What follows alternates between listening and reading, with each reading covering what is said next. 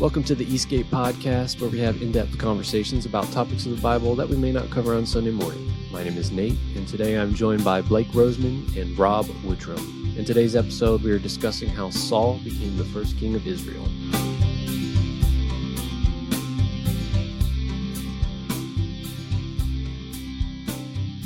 Israel have had a difficult time with Jesus speaking of the kingdom of heaven, considering their history of kings and the, I guess, failure of Israel in a sense. Would what now? Would the Hebrew people have, listening to Jesus, would they have had an issue with kings? No, not at all. Okay. They still were waiting for their king and the sovereign nation. They were waiting.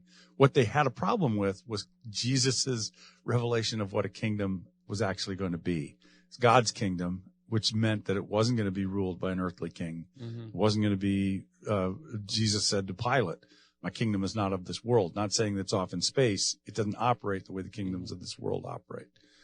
So it went full circle because whenever Saul... Correct. This is the whole thing. It goes full circle back to God as sovereign over his kingdom. And now it's not a nation on a geopolitical plane. Mm-hmm. It is a group of people who are embedded in this earth to represent the greater kingdom. So we're just stuck in this mindset of God being king and us saying, no, I don't like that. I'd rather have a tangible king. 100%. I mean, and it's just been constant. It's never, we can't, it cycles all through history. And the church, ever since Constantine has been teaming up with government, and it historically is disastrous. Historically, it's just horrible. But if we try it one more time, we can get it right. It'll work. All right, we got to start somehow. Blake and Rob, can you introduce yourselves? My name is Blake. I am the community pastor here at Eastgate. And I'm Rob. I'm one of the pastors here as well. I do a lot of the teaching.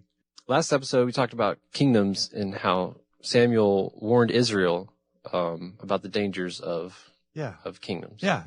And that's kind of was our focus. We were talking about really the concept of kingdoms and how important it is in the biblical narrative that plays through. Jesus came on the scene proclaiming the kingdom of God was at hand.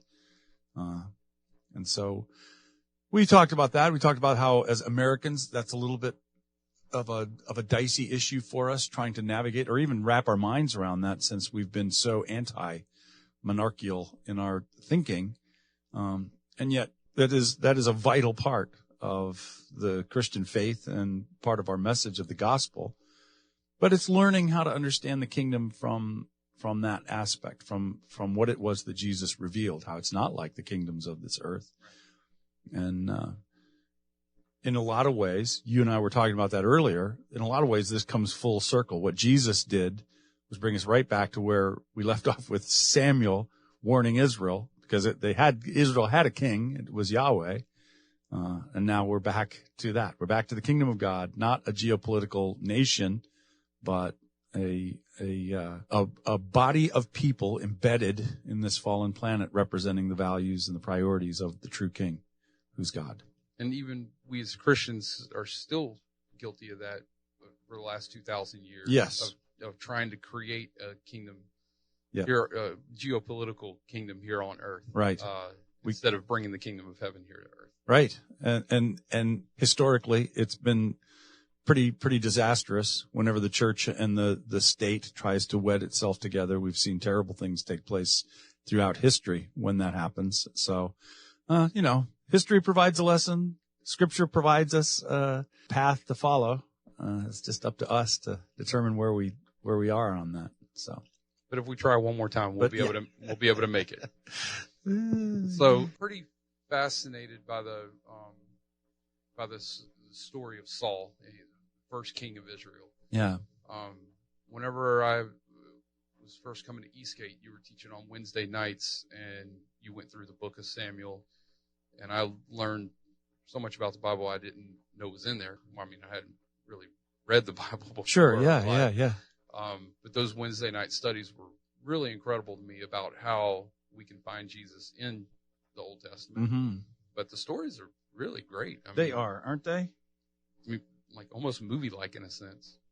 Yeah, I agree. So Who is King Saul, and why are we talking about him first? The greatest king Israel ever had. Grates. Right.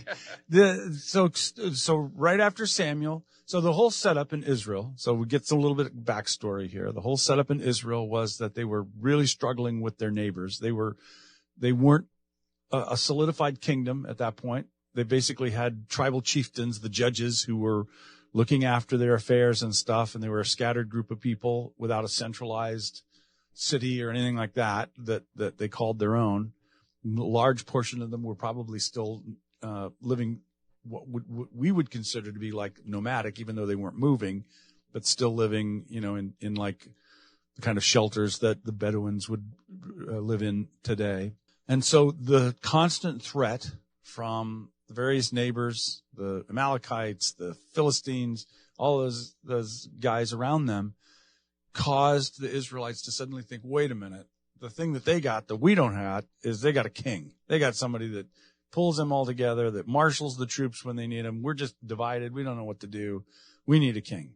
And of course, Samuel gave his warning about that. And so after God agrees to give them a king, and it's in 1 Samuel 9 is where the whole story starts for Saul. Saul and his servant, or his, was it his servant, or who was he with? Saul was with, I think, one of his father's servants. His father obviously had money, and so they had lost some donkeys, and so they went out in search of the donkeys, couldn't find them, and finally they thought, you know what, Prophet Samuel's nearby, let's go see if we can ask him what's up. So they go, they find Samuel. As soon as Samuel sees them, he already knows. The Lord had already told him this is going to be the one who's, and it's interesting. I feel like I remember him saying it when Samuel realizes, God says, that's the 1 Samuel 9:17, Saul, the Lord said, that's the man I told you about. He will rule my people, which is an interesting sudden shift in the narrative there. I thought it was kind of intriguing. So later on, I remember reading through there, and Saul says at one point that he's to rule over God's people, or God's all of God's possessions, kind of thing. Yeah, and there's a stewardship connotation to that, where if Saul would have kept to that, right, things would have been okay. Interesting. Yes, but humans don't do well with power. Nope. And so later on, he starts Saul, to identify that as his own. Yes, and Saul is the perfect epitome of how humans have a great deal of difficulty handling power, handling rule or any kind of power like that. So when Samuel sees Saul, he invites him. They were going up to do sacrifices, apparently at the tabernacle, we're assuming. And then they go up, and Saul is invited to dinner. Samuel gives him the best cut of meat and everything, and just says, listen, hang out overnight. I got something to tell you in the morning. And so the next morning, saying, you got to go on your way. Your donkeys have been found. Everybody's actually worried about you dudes now. But he said, by the way, you're going to be king over Israel. God's told me that you're supposed to be king. And Saul was like, what? Yeah, he said, I'm from the tribe. I forgot the name of his. Benjamin. The small it was from the tribe of Benjamin, but he was actually one of the lower families in Benjamin, from what it sounded like. Okay. So it was almost like the lowest of the low is who God chooses, and then does that again with David. Mm-hmm. Am I wrong about that? No, that's correct. Yes, you're right.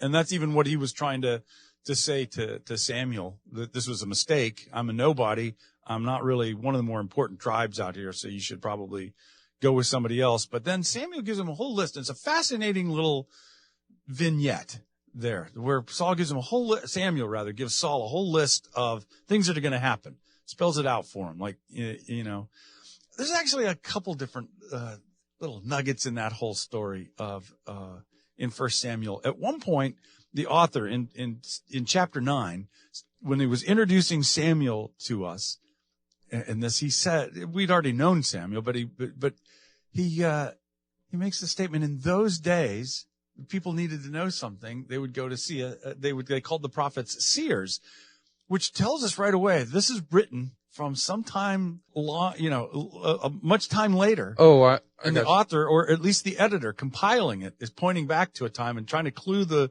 contemporary readers in how things used to be. So in those days, they would go, I find that intriguing. It's not any big deal, but no, I love that though. And also it shows that these stories are repeated around dinner tables and campfires over and over and over again. And they hold true to those stories don't get altered or, embellished very much. Like no, that's right. That's one of the fascinating things about the transmission of scriptures, is you find very little variance in those things. But that's historically accurate for a lot of peoples back then, right? That they would try and hold true to because that was the only thing that they had. Yeah, of course. To tell the stories of the past. That's one of the reasons why, who was it? It was it Plato or Socrates who was so anti learning how to write? Because he said, if you learn how to write, you'll forget how to remember things. You'll lose your memory. How about that? Intriguing. What does he know? I've never what even heard of those two people. Yeah, yeah, of course. Well, I'm sorry. I should have said this all in Cajun. Sorry. I'm kidding. I apologize. I take that back. I think it's great. So anyway, a whole series of vignettes where Samuel tells them specifically, you're going to see these dudes, they're going to be carrying this stuff and blah, blah, blah. And apparently all of that comes to pass. But then he also says you're going to see a company of prophets coming down from the place of worship, and you're going to join in with them, and you're going to prophesy. And again, another fascinating little vignette. So, a roving band of prophets, like some sort of street gang or something. I don't know. But they're, roving around prophesying. What does that mean? And what does that look like? Like, what are they talking about? Like, so when you think of prophets or somebody who's going to prophesy, what are you thinking of? I mean, so prophecy I know that it can have future connotations to it, but prophecy for me is being able to dictate the landscape that's at hand and having an ability to kind of see the narrow outcomes that could come from that. So, if you're in the woods and you hear wolves on the left-hand side of you and bears behind you, and somebody says, you should go to the right because that's where salvation is, that's kind of how the role of a prophet. Yeah, but there's a lot more nuance to it than that. I believe that there's discernment from the Lord on the outcomes that could be, or the wisest outcome that you should go in that direction. Mm-hmm. But that's where I see prophets. So I could see these roving band of prophets going into towns and,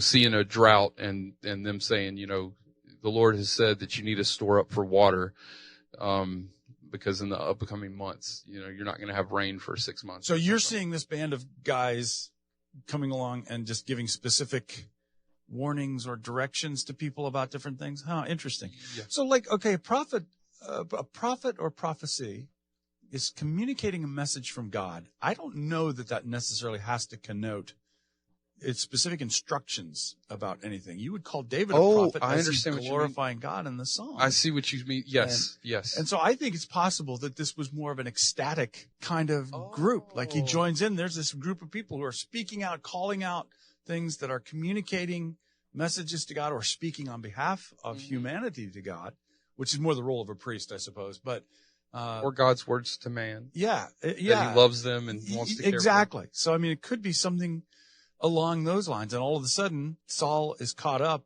in the ecstasy of that moment, and he also is joining in with what they're doing. That's kind of how I envision it.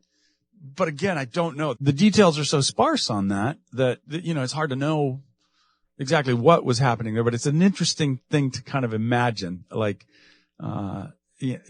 just to the scene and what it must have been. So I can see that because later on we find David dancing and worshiping the Lord because he was a man after God's own heart. And it seems to me in this story, Samuel starts out in the vein of David, doing the good thing, wanting to do the right thing. Later on, he ruins that. And then he even tries to prophesy later on his own. didn't turn out well.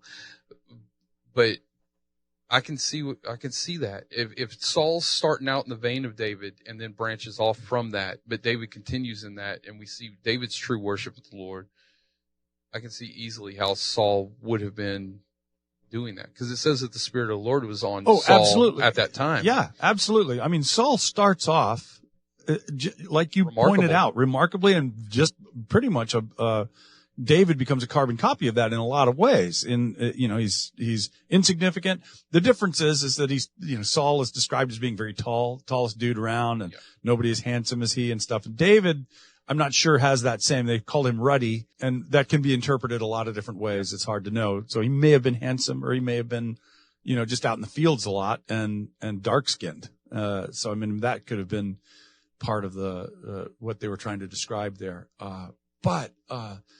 It is a fascinating thing to see how in the initial stages of this. So he goes back home and he's prophesying with these guys. I think even if it says in there a phrase got started, is Saul one of the prophets now too, or something like that, so kind of like one of those colloquial phrases that takes place. And again, a writer from the future of that story is informing his contemporary readers about, hey, this is where this phrase we say even came from, this event that took place here.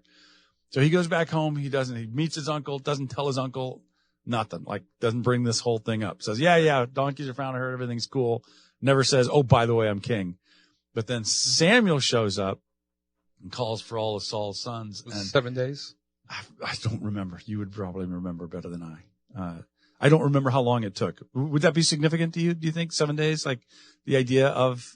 It comes up later in the story, because there was that Saul was going up against the army of the Amorites. Yeah. And Samuel was supposed to come in 7 days. 7 days. Okay. So there's so there was a cyclical pattern. I feel like there was a pattern. Okay. That's interesting. That's very interesting. Astute observation there. So when he shows up, Saul is nowhere to be found because he's hiding in the baggage. In the supplies. Yeah. He's hiding in the supply shed, which again shows you that his initial stages, there's humility there. Yeah.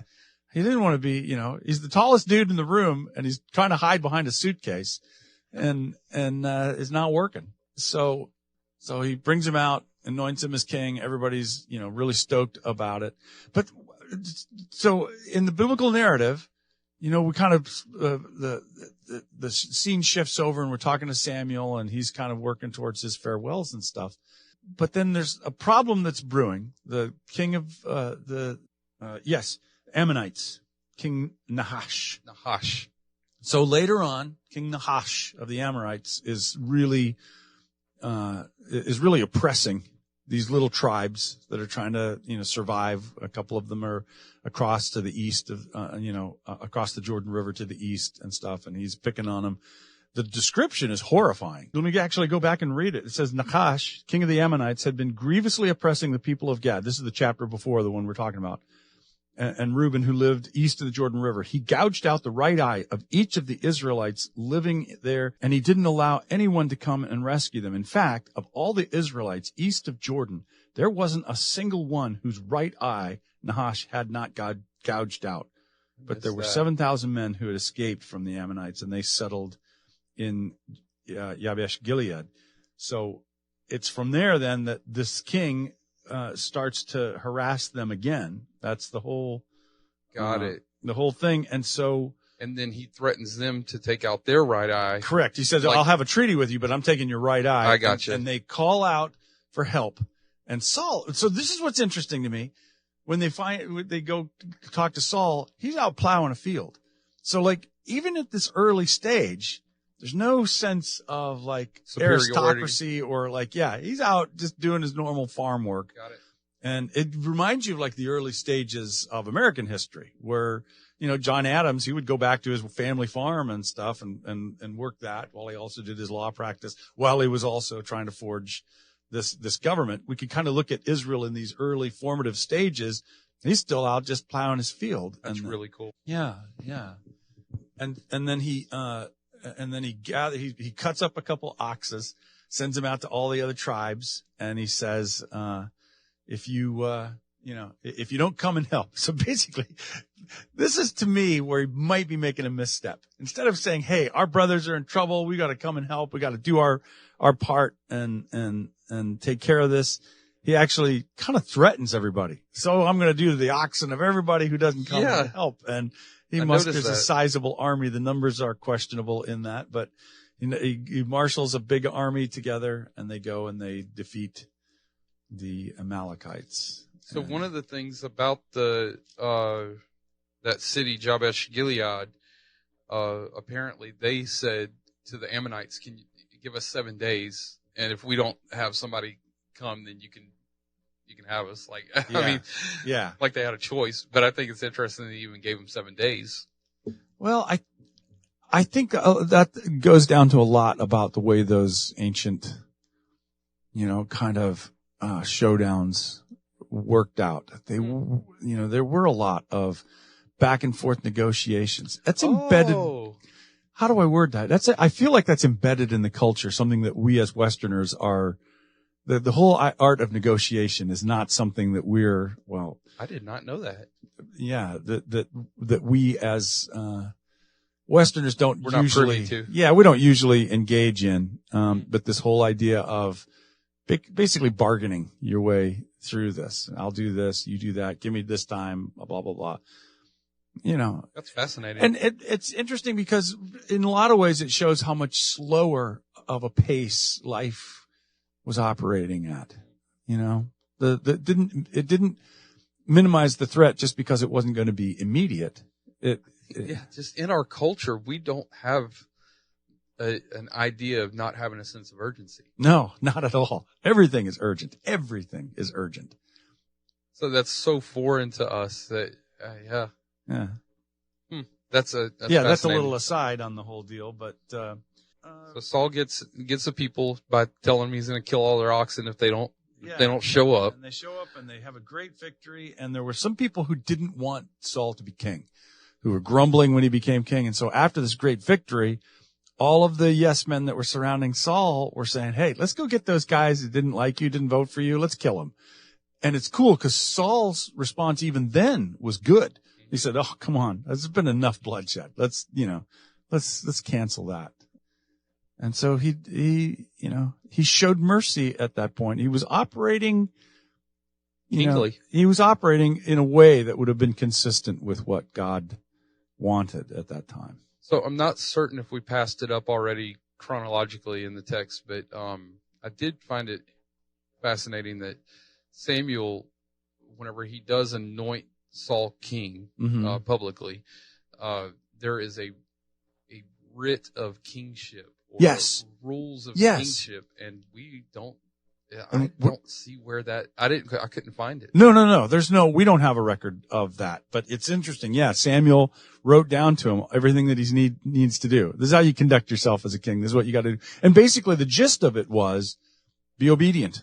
See to it that the people are obedient to God and see to it that you as king are obedient to God, which becomes a very important plot point as the story. Both the people and? Both the people and for Saul. Yeah, that's correct. Wonder where that went. The rules.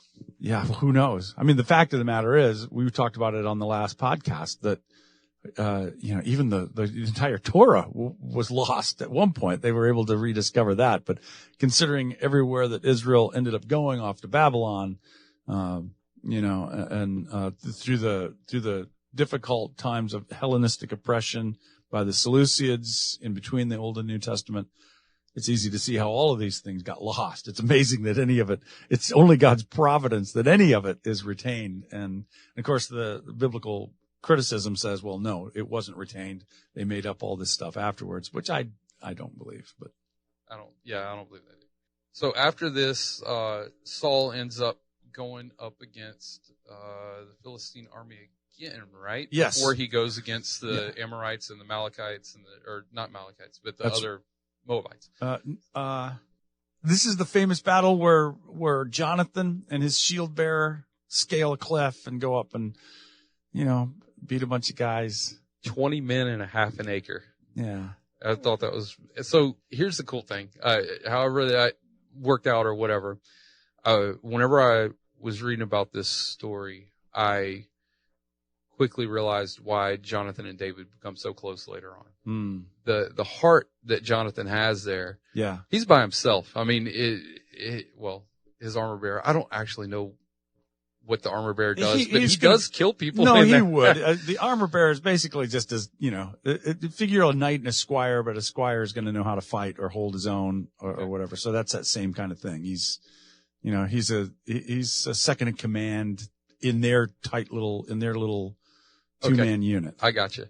And so Jonathan goes down and he says to his armor bearer before they even get down there, we're going to go out and we're going to stand before him. We're going to let him see that we're coming. And if they say to us, stand here, then we're going to stand here. But if they tell us to come up, then we're going to know that the Lord has delivered them to us. And the boldness of that. No doubt. I mean, you're looking at an entire company or regiment or whatever. I don't know military stuff, but there's a bunch of people there. There's a bunch of dudes. There's 20 dudes. We know it for sure. Yeah, at least. Well, there's more than that because there's other ones that are watching That's right. that. Yeah. And they end up fighting each other and all kinds of stuff like that. But it was the same boldness that David had going up against Goliath. Mm-hmm. It's like it doesn't matter what's over there. The trust in the Lord at that point was remarkable to me. You know that God fights our battles. That God's going to win these battles. Right on. And at that point, we're already starting to see signs of Saul diminishing, and it's like Jonathan is the right guy. Like he's more kingly than his dad is. And this is the first. So for Saul, this was the first of his missteps. After this great victory, and it's so cool, and everybody's stoked, and he was supposed to wait until Samuel got there to offer sacrifices for the Lord. But Samuel got sidetracked or something.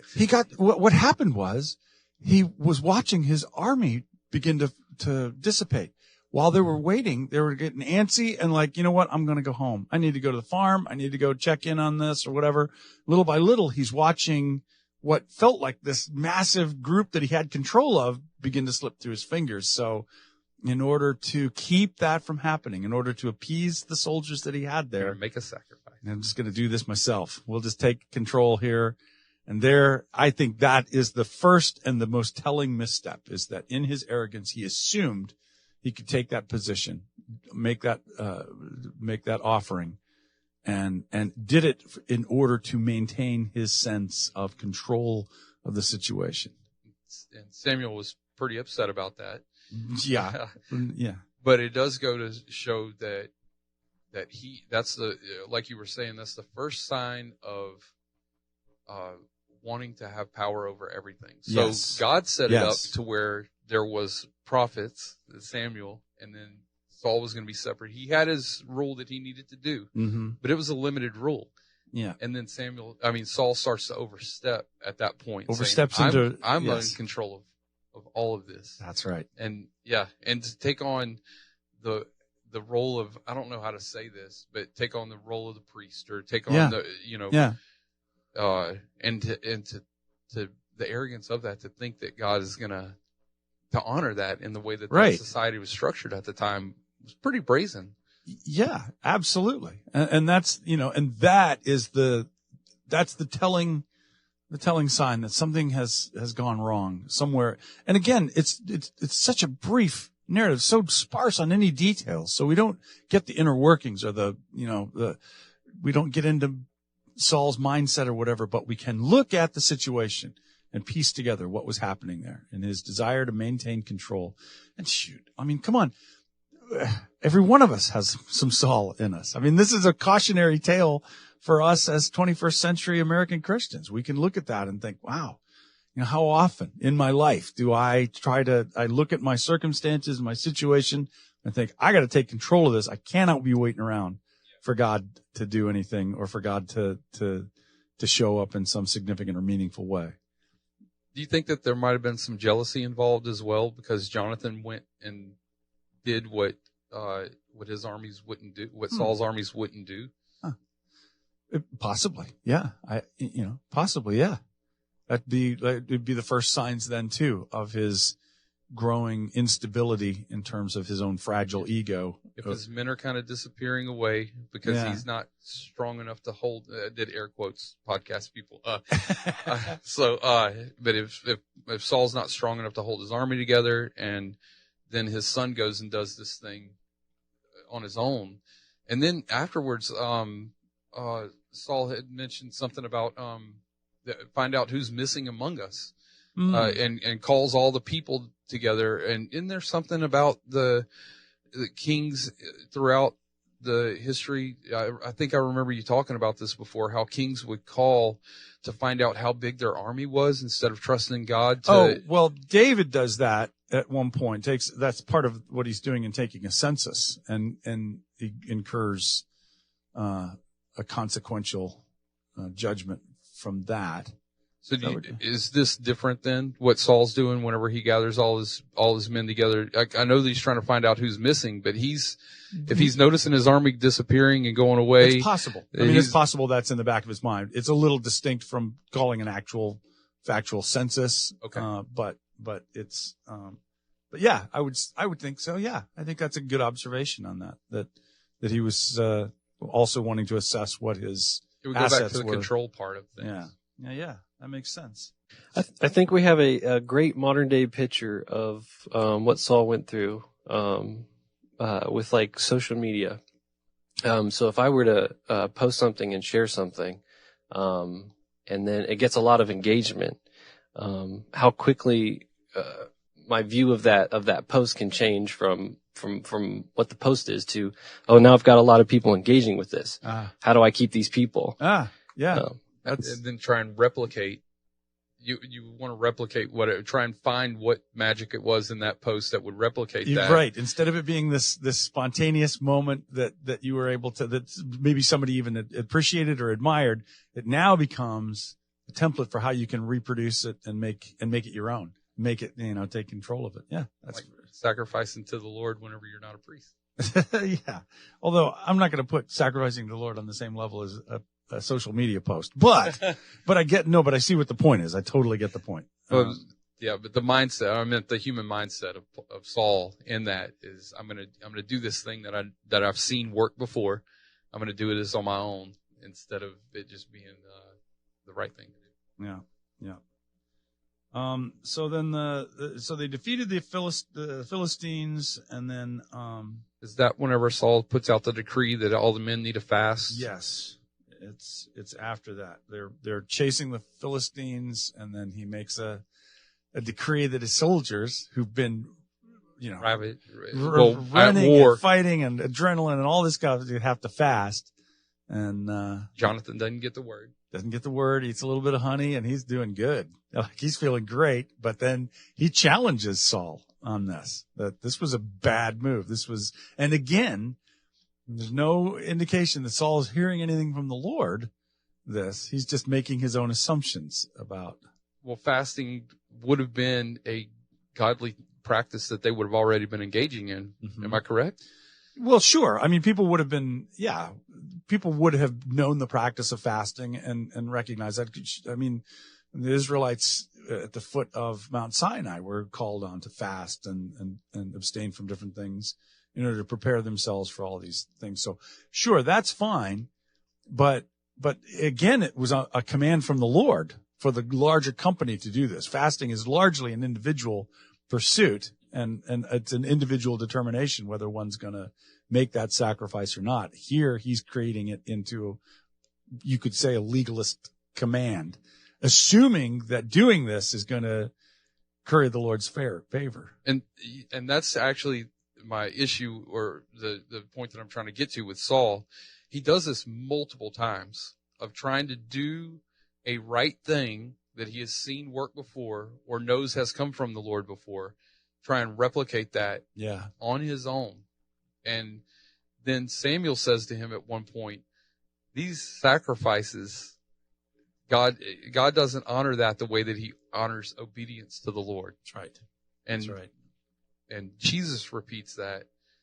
No, it wasn't. Where does it say mercy and, it's going to be in Micah. It's going to be coming up in our studies on Sunday mornings, where he says he's told. Well, are you talking about, no. You're talking about Hosea, right? Hosea. Yes. What does it say in Hosea? It's a Hosea 6:6. What's he say? I desire mercy, not sacrifice. That's it. Yes. Yes, and that reinforces that same concept of what was happening there in Saul's jumping ahead and doing these things, calling a fast when nobody asked him to do it. He's just trying to do religious stuff in order to move God in his favor. And that's a cautionary tale, again, that we can all look at and recognize, man, this is stuff that happens. So Saul is anointed king. He starts off kind of well, better than maybe we realize, but then it doesn't take long. Missteps are happening, and all of a sudden we're beginning to see the changes that take place in his, and maybe that's a good time we'll wrap it up, and then maybe next time we can get back together and we can talk about Saul's character change. Saul's character change and his rejection then as king, and God chooses another. If you, the listener, have any questions, or if there's something you want to learn more about, you can send us an email at egcfpodcast@gmail.com. Join us next episode as we continue our discussion on Saul. Thank you so much for listening.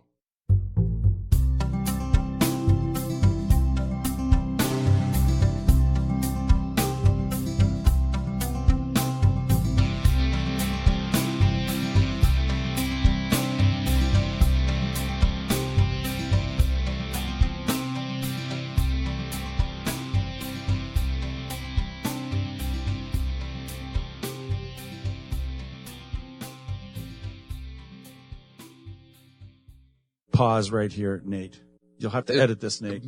Hey, Nate, future Nate, edit this part out.